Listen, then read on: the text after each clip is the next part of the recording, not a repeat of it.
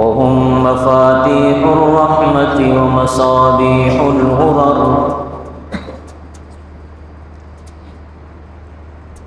أعوذ بالله من الشيطان الرجيم. بسم الله الرحمن الرحيم.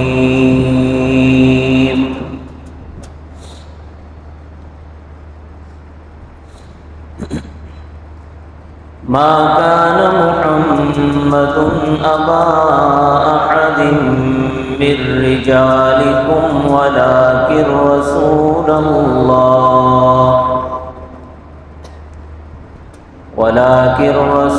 الله وخاتم النبيين وكان الله بكل شيء عليما.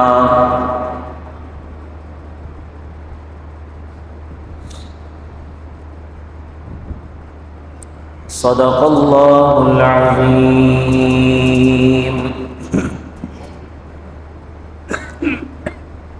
رب اشرح لي صدري ويسر لي أمري واحلل عقدة من لساني يفقه قولي.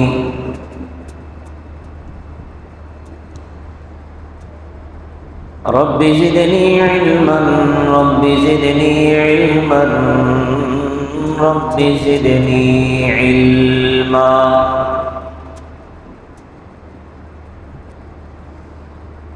سبحانك لا علم لنا إلا ما علمتنا إنك أنت العليم الحكيم.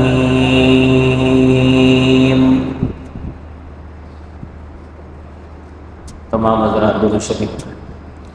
اللهم صل على محمد وعلى آل محمد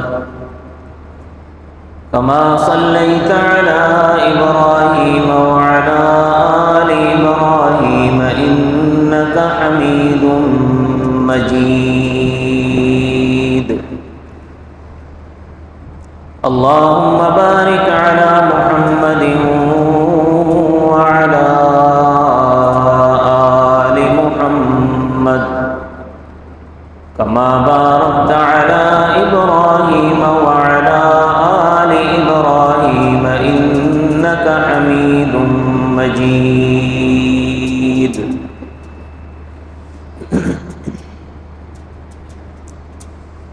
معزز سامعین گرامی قدر،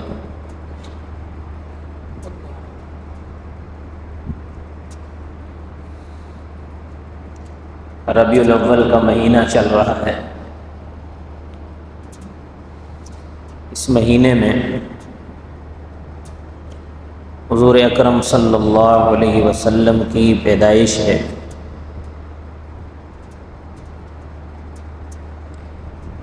اور اس کے ساتھ ساتھ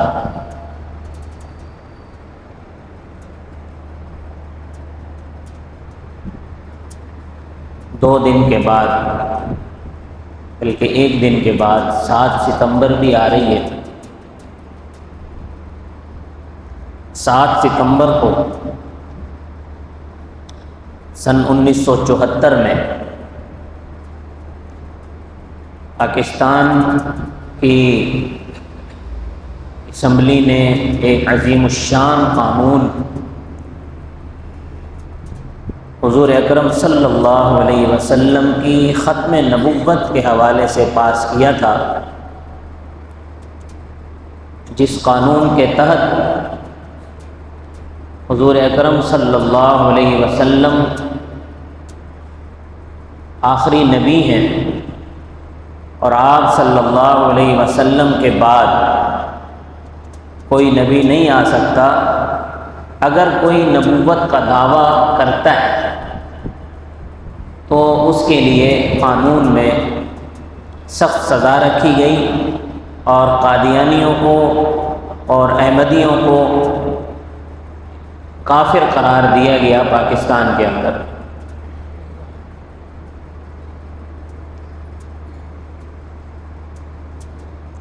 تو چونکہ ختم نبوت بھی حضور اکرم صلی اللہ علیہ وسلم کی سیرت کا حصہ ہے، بلکہ ختم نبوت ہی سیرت کی بنیاد ہے۔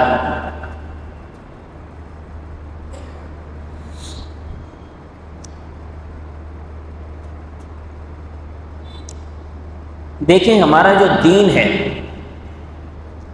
یہ دین معروضی نہیں ہے، یہ دین قیامت تک کے لیے آیا ہے، تھوڑے سے وقت کے لیے نہیں آیا، کسی ایک قوم کے لیے نہیں آیا، کسی ایک ملک والوں کے لیے نہیں آیا یہ دین، بلکہ یہ دین قیامت تک آنے والی انسانیت کے لیے آیا ہے۔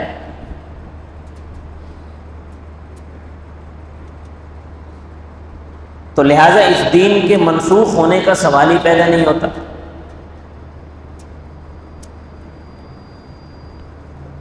اور اللہ تعالیٰ نے اس دین کو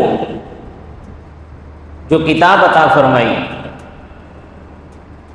قرآن کریم، یہ قرآن بھی قیامت تک کے لیے جتنی انسانیت آئے گی ان تمام انسانوں کی ہدایت کا ذریعہ رہے گا۔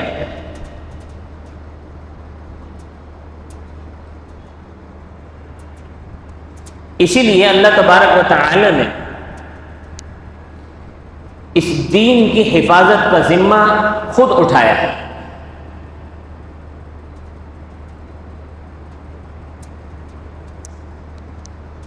دیکھیں حضرت موسیٰ علیہ السلام اس دنیا میں تشریف لائے، حضرت موسیٰ علیہ السلام پر تورات نازل ہوئی، چونکہ دین موسوی قیامت تک کے لیے نہیں تھا، اس لیے اللہ تبارک و تعالی نے دین موسوی کی حفاظت کا ذمہ نہیں اٹھایا۔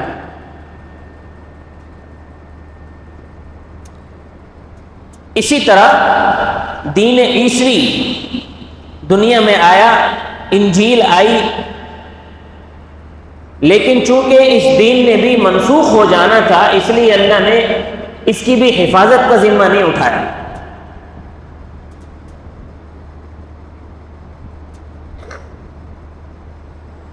اسلام نے چونکہ قیامت تک کے لیے رہنا تھا اور قرآن نے چونکہ قیامت تک کی انسانیت کی رہنمائی کرنی تھی، اس لیے اللہ نے اس دین کی حفاظت کا ذمہ بھی خود اٹھایا۔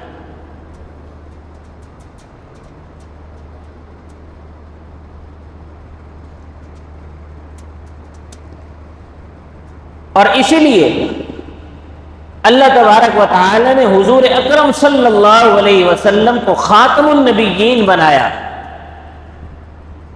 اور قرآن کریم کو آخری کتاب بنایا، اس امت کو آخری امت بنایا، اس دین کو آخری دین بنایا۔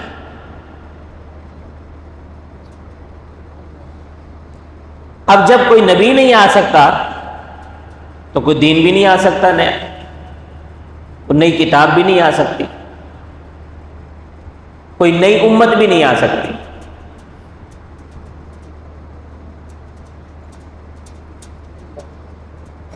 لیکن کچھ لوگوں نے نبوت کے دعوے کیے،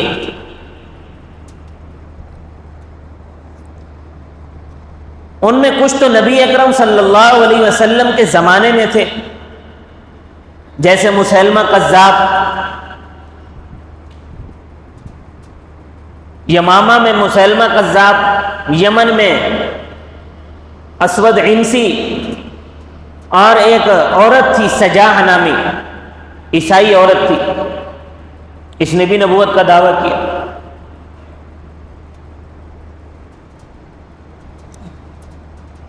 کیونکہ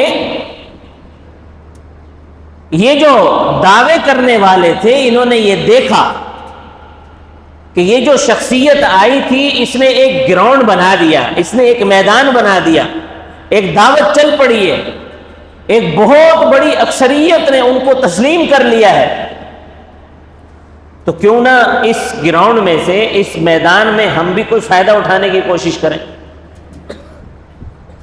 تو اس فائدہ اٹھانے کے لیے لوگوں نے نبوت کے دعوے کیے۔ اور مسیلمہ کذاب نے تو رسول اللہ صلی اللہ علیہ وسلم کو خطوط بھی لکھے. حضور اکرم صلی اللہ علیہ وسلم سے یہ تک کہا کہ میں آپ کو اپنی نبوت میں شریک کر لیتا ہوں.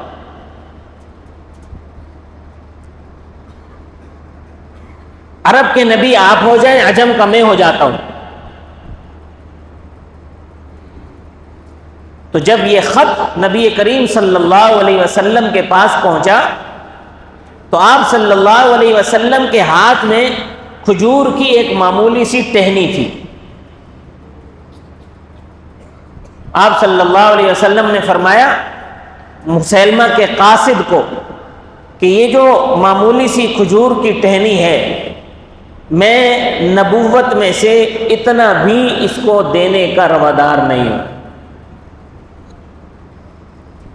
اور مسیلمہ کو جا کے بتا دینا کہ تیرا انجام بہت ہی برا ہوگا اور تو دنیا میں ہی ذلیل و خوار ہوگا.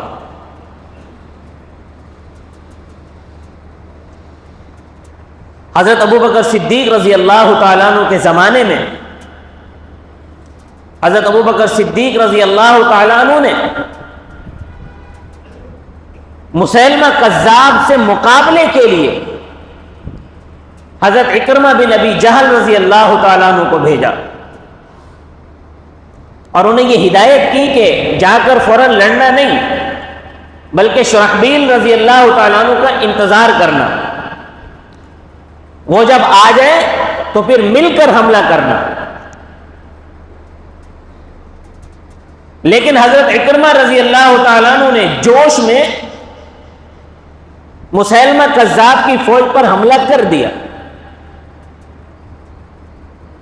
پورا بنی حنیفہ جو قبیلہ تھا وہ مسیلمہ کذاب کی حمایت میں کھڑا ہوا تھا اور اس کی جمعیت زیادہ تھی، طاقت بھی زیادہ تھی، تعداد بھی زیادہ تھی. حضرت اکرمہ کو شکست ہوئی. پھر جب حضرت شرحبیل رضی اللہ تعالیٰ عنہ آئے، ان دونوں نے مل کر پھر سے حملہ کیا، پھر شکست ہوئی. پھر حضرت خالد بن ولید رضی اللہ تعالیٰ عنہ آئے. حضرت ابوبکر صدیق نے حضرت خالد بن ولید کو فرمایا کہ یہ جو جن لوگوں نے اسلام کا انکار کر دیا ہے، مرتد ہو گئے، ان کے ساتھ جا کے جہاد کرو. تو حضرت خالد بن ولید نے منکرین زکوٰۃ کے خلاف جہاد کیا، ان کو شکست دی. پھر حضرت ابوبکر کا پیغام ملا کہ جاؤ مسیلمہ کذاب کے خلاف جا کے لڑو، شرحبیل رضی اللہ تعالیٰ عنہ اور اکرمہ رضی اللہ تعالیٰ عنہ کی مدد کرو جا کر، اور لشکر کی کمان اپنے ہاتھ میں لے لو.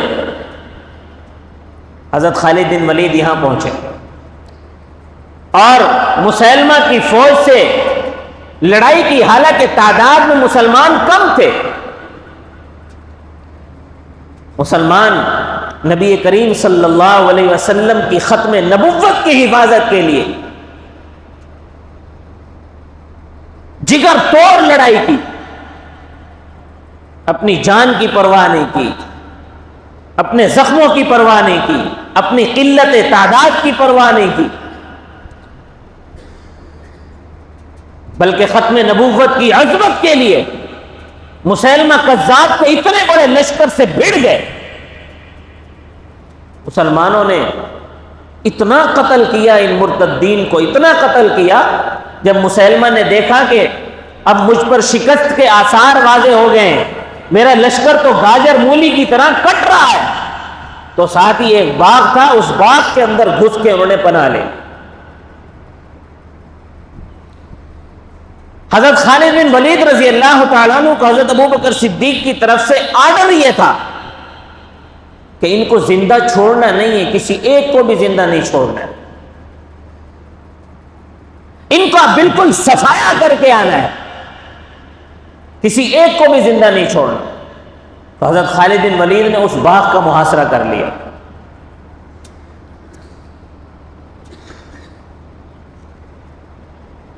کچھ دن گزر گئے محاصرہ کیے ہوئے، تو ایک صحابی تھے حضرت زید بن قیس رضی اللہ تعالی. صحابہ کرام کی آپ جرت دیکھیں، صحابہ کرام کی ہمت اور بہادری دیکھیں۔ حضرت زید بن قیس نے فرمایا، حضرت خالد بن ولید سے عرض کی کہ امیر لشکر، آپ مجھے کسی طرح اس باغ کے اندر پھینک دیں، میں باغ کے اندر جا کے دروازہ کھول دوں گا۔ حضرت خالد بن ولید نے پوچھا کہ دیکھ لو اندر سارا دشمن ہے، دشمنان اسلام سے، دشمنان ختم نبوت سے پورا باغ اندر بھرا ہوا ہے۔ حضرت زید بن قیس نے کہا آپ مجھے پھینکو صحیح۔ حضرت خالد بن ولید نے فرمایا ٹھیک ہے۔ سیڑھی بنا کر حضرت زید بن قیس کو فرمایا کہ چلو آپ سیڑھی پر چڑھو اور کود جاؤ۔ حضرت زید بن قیس سیڑھی کے ذریعے سے اس باغ کے اندر کود گئے، اکیلے، دشمن کے جھرمٹ کے اندر، دشمن کے نرغے میں۔ مسلمہ نے دیکھا کہ یہ تو اندر اتنی ہمت، اتنی جرت کہ یہ اندر کود کر آ گئے۔ مسلمہ نے کہا ان کو قتل کر دو۔ حضرت زید بن قیس نے ان سے لڑائی کرنا شروع کی۔ حضرت زید بن قیس کا ایک بازو بھی کٹ گیا، لیکن پھر بھی دروازے تک پہنچ گئے، دروازہ کھول دیا انہوں نے۔ اور جیسے دروازہ کھلا اسلامی فوجیں تیار تھیں، حضرت خالد بن ولید اسلامی فوجوں کو لے کر ایک دم اندر داخل ہوئے۔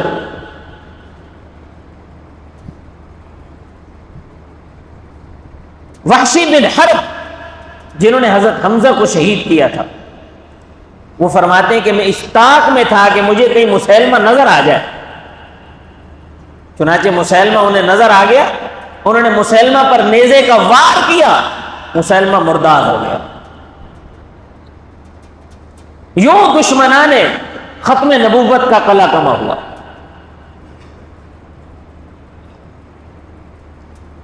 مسلمہ کذاب کا قصہ ختم ہو گیا، اس کے ساتھ ساتھ سجا کا قصہ بھی ختم ہو گیا۔ یہ جو سجا تھی یہ عیسائی عورت تھی، اس نے بھی نبوت کا دعویٰ کر دیا، کہنے لگی میں بھی نبی ہوں۔ لوگوں نے اس سے کہا کہ تو نبی کیسے ہو سکتی ہے، کیونکہ نبی کریم صلی اللہ علیہ وسلم نے فرمایا ہے لا نبی بعدی۔ تو سجا نے کہا کہ نبی کریم صلی اللہ علیہ وسلم نے یہ فرمایا ہے کہ میرے بعد کوئی مرد نبی نہیں آئے گا، یہ تو نہیں کہا کہ کوئی عورت بھی نبی نہیں آئے گی۔ نبی کریم صلی اللہ علیہ وسلم نے یہ تو نہیں کہا کہ لا نبیۃ بعدی، کہ میرے بعد کوئی عورت نبی نہیں آئے گی۔ یہ فرمایا ہے کہ میرے بعد کوئی مرد نبی نہیں آئے گا۔ تو ایسے لوگوں کو تو چھتر لگنے چاہیے جن کا عقل سے کوئی واسطہ نہ ہو۔ تو بعض لوگوں کو ڈنڈے کی ضرورت ہوتی ہے، بعض لوگ دلیل کی بات سمجھتے ہیں، بعض کو ڈنڈے کی ضرورت پڑتی ہے۔ تو پڑے ڈنڈے صدیق اکبر کے۔ یہ نوجوان قادیانی کیوں بنتے ہیں؟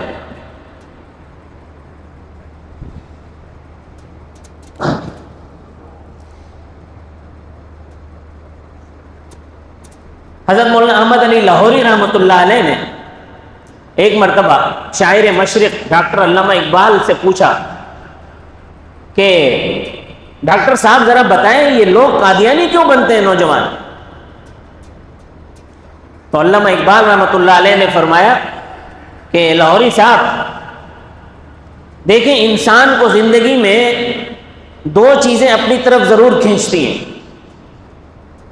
ایک نوکری اور دوسرا چھوکری۔ یا نوکری کی ضرورت ہوتی ہے یا چھوکری کی ضرورت ہوتی ہے، اور قادیانی دونوں دے رہے ہیں۔ تو جب یہ دونوں دے رہے ہیں تو لوگ اپنا ایمان بیچ کر، اپنی عزت اور اپنا وقار بیچ کر، اپنا ایمان ختم کر کے ان کی طرف جا رہے ہیں۔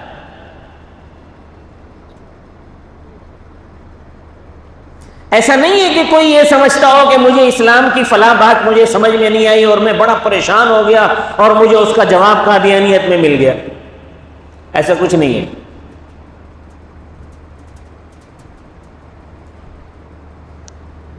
ایسے لوگ ہوتے ہیں ڈنڈے کے پجاری، ان کو ڈنڈے لگنے ضروری ہوتے ہیں،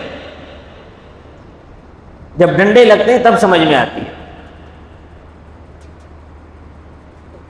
تو بہرحال حضور کے زمانے میں ایک اور آدمی تھا، اسود عنسی، اس نے یمن میں نبوت کا دعویٰ کیا،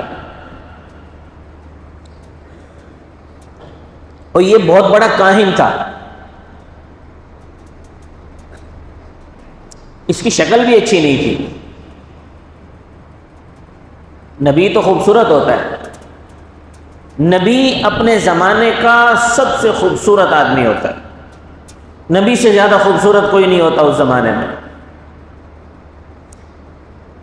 یہ نیروبی میں قادیانیوں نے اپنی دعوت شروع کی، لوگوں میں جو ہے وہ اپنی دعوت شروع کی، تو بہت سارے لوگ قادیانی بن گئے۔ تو ایک نوجوان تھا، وہ بھی قادیانی بن گیا، اس نے لیکن سیرت وغیرہ پڑھی ہوئی تھی۔ ایک مرتبہ قادیانیوں کی قسمت پھوٹی، انہوں نے کوئی ایک اشتہار چھاپا، اس اشتہار پر مرزا قادیانی کی تصویر لگا دی۔ وہ اشتہارات انہوں نے وہاں تقسیم کیے، انہی میں سے ایک اشتہار اس نوجوان کو بھی دے دیا۔ اس نوجوان نے دیکھا اس کی تصویر، اس نے تصویر دیکھتے ہی اس نے کہا یہ خبیث نبی ہے، اس نے وہ اشتہار نیچے زمین پہ مارا اور مسلمان ہو گیا توبہ کر کے۔ اس نے کہا یہ خبیث نبی ہے، کیونکہ اس نے سیرت میں پڑھ رکھا تھا، انبیاء کے واقعات میں پڑھ رکھا تھا کہ جو نبی ہوتا ہے وہ اپنی قوم کا، اس زمانے کا سب سے خوبصورت آدمی ہوتا ہے۔ اس زمانے میں نبی سے خوبصورت کوئی نہیں ہوتا۔ اور قادیانی مرزا غلام قادیانی تھا ہی ایک چشم گل، بھینگا، ٹیڑھی آنکھوں والا۔ آپ کسی بھینگوں کو دیکھیں تو خامخواہ ہنسی آ جاتی ہے بندے کو۔ تو یہ اسود عنسی بھی یہ کوئی خوبصورت آدمی نہیں تھا، لیکن یہ کاہن تھا، بڑا تیز تھا۔ دور اگر اس کے خلاف کوئی بات کر رہا ہوتا، اس کو پتہ چل جاتا تھا کہ میرے خلاف بات ہو رہی ہے، اور ان کو بلا کر پوچھتا تھا کہ تم نے میرے خلاف یہ بات کی ہے، کیوں کی ہے؟ یہ اتنا ہوشیار تھا۔ تو یمن میں جب اس کی قوت بڑھی تو کچھ صحابہ وہاں موجود تھے جو فارس کے تھے، جو گورنر تھے، انہیں یمن سے اس نے نکال دیا۔ لیکن کچھ صحابہ وہاں رہ گئے، کچھ ایک دو خاندان وہاں رہ گئے، اور ایک گورنر تھے فارسی، ان کی بیوی سے زبردستی اس نے شادی کر لی، اپنے پاس رکھ لی۔ اب صحابہ کرام کو یہ بات تو بڑی وہ معیوب لگتی تھی، بڑی ظاہر عیب کی بات ہے۔ تو حضرت فیروز دہلوی رضی اللہ تعالیٰ عنہ، حضرت فیروز دہلوی رضی اللہ تعالیٰ عنہ وہاں رہ گئے، اور انہوں نے وہاں رہ کر کچھ اپنے ہم خیال لوگوں کو تلاش کر کے انہیں اپنے ساتھ ملا لیا، اور یوں انہوں نے ماحول بنایا اور ان سے جا کے ملاقات کی، ان کی جو بیوی بنی تھی ان سے ملاقات کی، جا کے ملاقات کر کے ان سے معاملات طے کر لی کہ اس کو کیسے قتل کرنا ہے اور کہاں قتل کرنا ہے۔ تو ان کی بیوی نے کہا کہ یہ اگر جاگ رہا ہو تو اس کو قتل کرنا بڑا مشکل ہے، اس خبیث کو دور سے پتہ چل جاتا ہے کہ یہ میرے خلاف کوئی سازش ہو رہی ہے یا میرے خلاف کوئی بات ہو رہی ہے، یہ اتنا ہوشیار ہے۔ اس کے پاس دو شیاطین آتے تھے، وہ شیاطین اس کو بتاتے تھے۔ کتب سیر میں ان شیاطین کے نام بھی لکھے ہوئے ہیں۔ تو شیاطین اس کو جو ہے نا وہ خسر خسر کرتے تھے۔ تو طے یہ ہوا کہ رات میں جب یہ سویا ہوا ہو، نیند میں ہو، تو نیند کی حالت میں اس کو قتل کرنا ہے۔ چنانچہ حضرت فیروز دہلوی رضی اللہ تعالیٰ عنہ مقررہ وقت کے مطابق آدھی رات کو بڑے چپکے سے اس کے گھر میں داخل ہوئے۔ تھوڑی سی آہٹ ہوئی، یہ خبیث بیدار ہو گیا، اور بیدار ہوتے ہی اس نے کہا اچھا مجھے قتل کرنے کے لیے آ رہے ہو؟ لیکن حضرت فیروز دیلمی رضی اللہ تعالیٰ عنہ چونکہ اندھیرا تھا دوڑ کر گئے اور اس کے سینے کے اوپر چڑھ کر بیٹھ گئے. یہ بہت طاقتور بھی تھا اور صحت مند بھی تھا اسود عنسی. تو جو اور ساتھی چھپے ہوئے تھے وہ بھی دوڑ کر آئے, سب نے اس کو قابو کیا اور اس کی گردن کاٹ دی. اب جب شور شرابہ ہوا تو اس کے ماننے والے آئے, تو یہ جن کو زبردستی اس نے بیوی بنا لیا تھا انہوں نے کہا کوئی بات نہیں, تمہارے نبی پہ وحی آ رہی ہے اس لیے شور شرابہ ہو رہا ہے.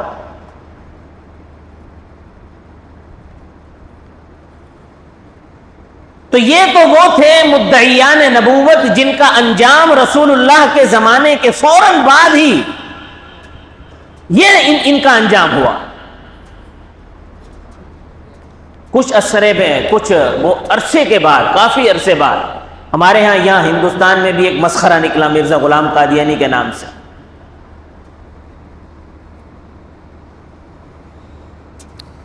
اس کی پیدائش 1839 کی ہے. 1839 میں یہ پیدا ہوا اور 1882 میں اس نے مسیح ہونے کا دعویٰ کیا. پھر 1901 میں اس نے اپنے نبی ہونے کا دعویٰ کیا. تو 1901 سے لے کر 1908 تک اس نے تمام دعوے جتنے بھی کیے وہ نبی ہونے کے دعوے کیے کہ میں نبی ہوں. اس کے ماننے والے اس بات کو جھٹلاتے ہیں, وہ کہتے ہیں کہ اس نے نبوت کا دعویٰ کبھی نہیں کیا, وہ جھوٹ بولتے ہیں. اس نے اپنی کتابوں میں لکھا ہے, اس کی ایک کتاب ہے جس کا نام ہے دافع البلا. اس میں اس نے لکھا ہے کہ سچا خدا وہی ہے جس نے مجھے قادیان میں نبی بنا کر بھیجا اور میں آخری نبی ہوں. اسی طرح اس کی ایک کتاب ہے حقیقت الوحی, اس میں اس نے لکھا کہ میں ہی نبی ہوں, میں ہی رسول ہوں, میں ہی موسیٰ ہوں, میں ہی ادریس ہوں, میں ہی عیسیٰ ہوں.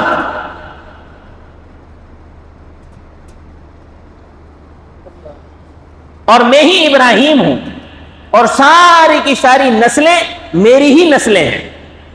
یہ حقیقت الوحی میں اس نے لکھا ہے. اور بھی اس میں بڑی شرمناک باتیں لکھی ہیں جو منبر پر بیان نہیں کی جا سکتی. بےہودہ قسم کا انسان تھا.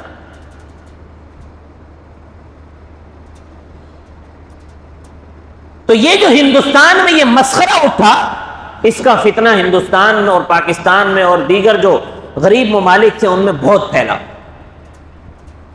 اور اب بھی اپنی کوششیں کر رہے ہیں, لگے ہوئے ہیں. عام طور پر ہوتا یہ ہے کہ جن لوگوں کا تعلق اپنے علماء سے نہیں ہے, یہ جو بڑے پیسے والے لوگ ہوتے ہیں نا, یہ علماء سے دور بھاگتے ہیں, دور دور رہتے ہیں. تو نتیجہ یہ نکلتا ہے کہ ان کی اولادیں علماء سے تعلق نہ ہونے کی وجہ سے گمراہ ہوتی ہیں. کوئی پرویزی بن جاتا ہے, کوئی قادیانی بن جاتا ہے, کوئی منکر حدیث بن جاتا ہے, کوئی غامدی بن جاتا ہے, کوئی کیا بن جاتا ہے, کوئی کیا. بعد میں پچھتاتے ہیں. تو اس لیے تعلق اپنے علماء سے مضبوط کریں تو ان فتنوں سے بچت ہوتی رہے گی. ورنہ فتنے تو اتنے ہیں آج کل کہ ایک پتھر اٹھاؤ نیچے سے 10 فتنے نکلتے ہیں. کہیں نہ کہیں آپ فتنوں میں مبتلا ہو جائیں گے.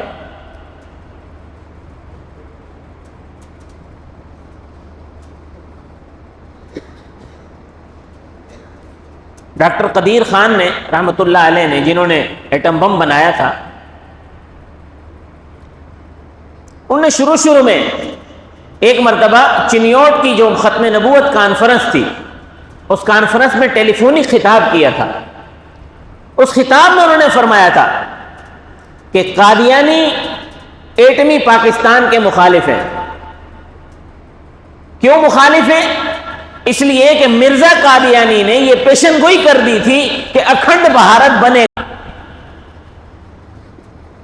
اور اگر اکھنڈ بھارت نہیں بنتا ہے تو مرزے کی پیشن گوئی غلط ہوتی ہے. تو اس وجہ سے قادیانی ایٹمی پاکستان کے مخالف تھے, اور انہوں نے بڑی کوششیں کی اس میں روڑے اٹکانے کی، رکاوٹیں ڈالنے کی قادیانیوں نے، لیکن الحمدللہ ایٹم بم بن گیا۔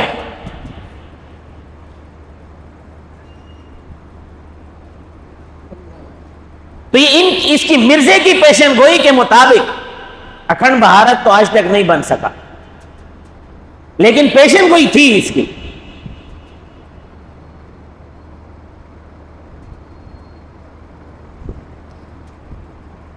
نبی کریم صلی اللہ علیہ وسلم نے ارشاد فرمایا کہ میری مثال اس اینٹ کی سی ہے کہ ایک محل تیار کیا جائے۔ آپ صلی اللہ علیہ وسلم نے نبوت کو ایک محل سے تشبیہ دی، ایک محل تیار کیا جائے اور اس محل کے اندر مکمل زیب و زینت کا، تمام چیزوں کا کام ہو چکا ہو، صرف ایک اینٹ کی جگہ باقی ہو۔ تو نبوت کے محل میں وہ آخری اینٹ ہوں جس کو رکھنے سے یہ محل پورا ہو چکا ہے۔ اب اگر اس اینٹ کے اوپر اینٹ لگائی جائے گی تو بھی بدنما لگے گی، اس اینٹ کے سائڈ پر اینٹ لگائی جائے گی تو بھی بدنما لگے گی، آگے لگائی جائے گی تو بھی بدنما لگے گی، اوپر لگائی جائے گی تو بھی بدنما لگے گی، کیونکہ اب محل مکمل ہو چکا ہے۔ تو گویا مرزا قادیانی ایک بدنما داغ ہے نبوت کے محل پر۔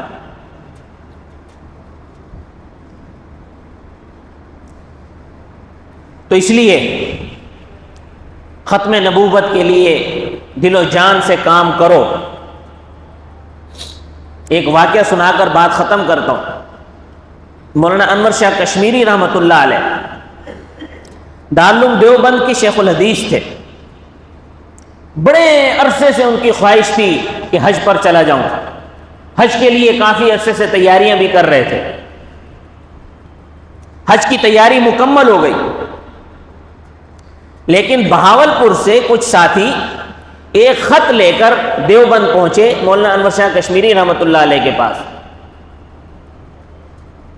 اور جس وقت یہ خط پہنچا ہے اس وقت عالم یہ ہے کہ بس آدھے گھنٹے میں حج کے لیے نکل رہے تھے، تیاری مکمل تھی، جو حج پہ جانے والے لوگ تھے وہ ساتھ بیٹھے تھے، بس آدھے گھنٹے میں وہاں سے نکلنا تھا کہ یہ خط پہنچ گیا۔ مولانا انور شاہ کشمیری رحمۃ اللہ علیہ نے خط پڑھا۔ خط پڑھنے کے بعد تھوڑی دیر کے لیے اپنی آنکھیں بند کی، آنکھیں بند کر کے پھر آنکھیں کھول کر کہا کہ آپ لوگ جاؤ حج پر، میں نہیں جا سکتا۔ تو لوگوں نے کہا حضرت آپ کی وجہ سے تو ہم نے تیاری کی ہے حج پر جانے کی، ہم نے آپ کے ساتھ حج کرنا تھا، اور اب آپ ہی منع کر رہے ہیں، تو پھر تو ہم اپنا حج بھی کینسل کر دیں گے، ہم بھی نہیں جائیں گے حج پر۔ علامہ انور شاہ کشمیری رحمۃ اللہ علیہ نے فرمایا کہ میں حج پر نہیں جاؤں گا، میں بہاولپور جاؤں گا۔ معاملہ یہ تھا کہ بہاولپور کے اندر ایک لڑکی کا نکاح غلط فہمی میں ہو گیا قادیانی کے ساتھ۔ بعد میں پتہ چلا کہ یہ قادیانی ہے۔ اس لڑکی نے تنسیخ کا دعویٰ کر دیا عدالت میں کہ قادیانی چونکہ دائرہ اسلام سے خارج ہیں، غیر مسلم ہیں، اس لیے مسلم کا نکاح غیر مسلم سے نہیں ہو سکتا۔ تو عدالت کو یہ ثابت کرنا تھا کہ قادیانی غیر مسلم ہے۔ قادیانی اپنے آپ کو مسلمان کہتے تھے۔ تو مولانا انور شاہ کشمیری رحمۃ اللہ نے فرمایا کہ بھائی دیکھو دو باتیں۔ پہلی بات تو یہ ہے کہ نبی کریم صلی اللہ علیہ وسلم کی ختم نبوت کا مسئلہ سامنے آ جائے اور میں کہوں کہ جی میں تو نماز پڑھ رہا ہوں، میں تو اپنی عبادت کر رہا ہوں، میں تو بھائی روزہ رکھ رہا ہوں، تو ختم نبوت کا مسئلہ سامنے آ گیا، تم اس کو چھوڑ کر تم کہو جی میں نماز پڑھ رہا ہوں، میں تو اپنی عبادت کر رہا ہوں، تو یاد رکھو ختم نبوت کے بغیر تمہاری کوئی عبادت قبول نہیں ہے۔ دوسرا یہ ہو سکتا ہے کہ چلو میں تمہارے ساتھ حج پہ چلا جاتا ہوں، حج کر لوں، حج کرنے کے بعد میں روزہ رسول پہ پہنچوں، روز رسول کے سامنے کھڑے ہو کر رسول اللہ کو سلام پڑھوں اور رسول اللہ مجھے کہیں کہ ہاں تو میرے پاس کیا کرنے آیا ہے، تو بہاولپور نہیں گیا، یہاں تیرا مطلب تھا، تو یہاں آ گیا، جہاں میری عزت کی بات تھی وہاں تو نہیں گیا، میں رسول اللہ کو کیا جواب دوں گا؟ رسول اللہ کے سامنے کس منہ سے سامنے جا کے کھڑا ہوں گا؟ میرے پاس اس بات کا کوئی جواب نہیں ہے، اس لیے میں حج پہ نہیں جا رہا، میں بہاولپور جاؤں گا۔ میں رسول اللہ کی ختم نبوت کا، رسول اللہ کی عزت و عظمت کا پہرا دے کر پھر اگر نصیب میں ہوا تو حج پر جاؤں گا، رسول اللہ کے سامنے کھڑے ہو کر رسول اللہ کو بتاؤں گا کہ یا رسول اللہ تیری ختم نبوت کا، تیری عزت کا، تیری عظمت کا دفاع کر کے آ رہا ہوں۔